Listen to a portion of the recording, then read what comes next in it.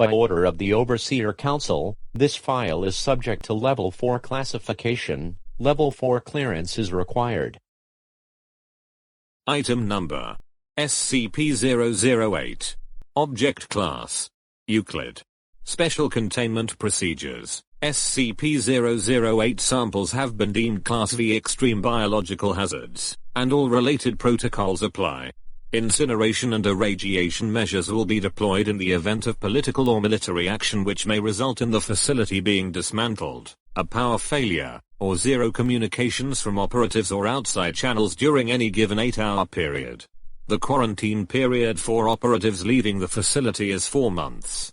If a breach has occurred, incineration and irradiation measures shall be deployed.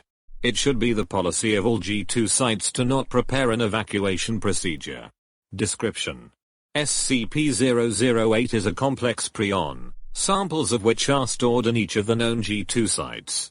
Research into SCP-008 is highly classified and primarily aimed at preventing research which may lead to the synthesis of SCP-008 in the distant future.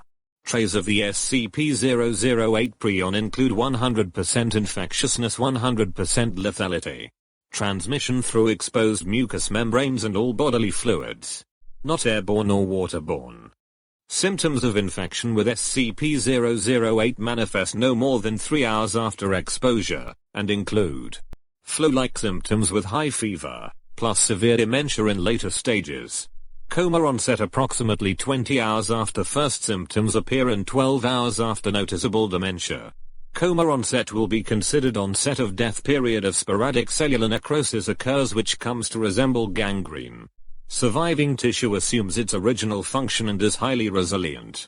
Red blood cells greatly increase oxygen storage capacity, resulting in slower blood flow and increased muscle endurance and strength. Nervous and muscular systems are unaffected by total organ failure for several hours. Metabolism may decrease to extremely low levels, allowing subject to survive for over 10 years without nutrition. High blood viscosity results in negligible blood flow from gunshot, puncture, and slashing injuries. Conditioned behavior, motor controls, and instinctive behavioral mechanisms are damaged, and cognitive abilities are severely retarded and erratic. Animals experience excessive brain necrosis and are inactive. Subject can adapt to its damaged nervous systems but is limited to basic physical activities, including standing up, balancing onto legs, walking, biting, grabbing, and crawling. Subject will energetically move towards sights, sounds, and smells it associates with living humans. Subject will attempt to ingest living humans if physical contact is made. Neutralizing fully infected subjects requires significant cranial trauma. There is strong evidence to suggest SCP-008 itself did not form naturally on Earth, since variants of similar complexity would have displaced much of the ecosystem. In 1959, a short collaborative effort with the USSR to locate G2 sites and eliminate SCP-008 was negotiated following their discovery. The status of SCP-008 in Russian custody since collaboration ended is unknown. Addendum 0081.